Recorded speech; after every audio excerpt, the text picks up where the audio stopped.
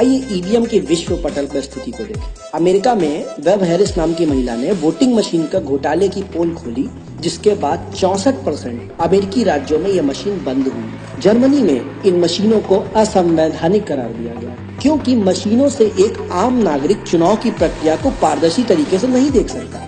Ireland में इन मशीनों को कूड़े के भाव फेंक दिया गया, क्योंकि इनसे प्रजातंत्र की हत्या होती है। केवल भारत, नाइजीरिया, वेनेजुएला, यूक्रेन जैसे गरीब या विकासशील देशों में ही चुनाव में ईवीएम का प्रयोग हो रहा है। भूटान, नेपाल, पाकिस्तान, कंबोडिया आदि अन्य गरीब देशों में इन्हें लगाने की योजना चल रही है। जरा सोचिए क्यों?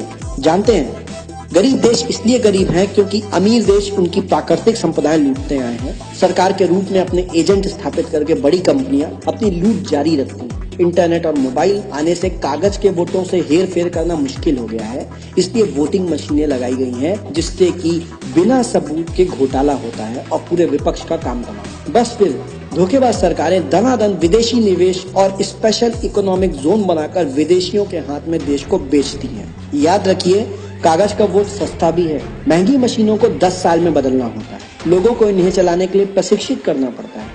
अगर कागज की पर्ची लगाई जाए तो खर्चा अलग। इसलिए ये कहना कि कागज का वोट महंगा है सरासर झूठ है। इस तरह ये भी झूठ है कि बैलेट में बहुत कागज लगता है।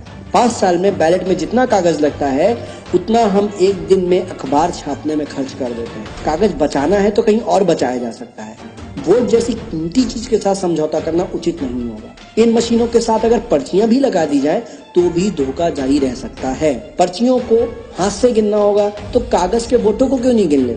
हर भारतीय का कर्तव्य है कि वो वोटिंग मशीन के खिलाफ अभियान छेड़े। हेराफेरी कागज के वोट से भी होती है, लेकिन उसका पता लगाना संभव है। हजारों बोगस वोटों को छापना पड़ता है, फिर बूथ तक लाना पड़ता है। स्टिंग करके पोल खोलना आसान है, दोबारा चुनाव की मांग भी की जा सकती है।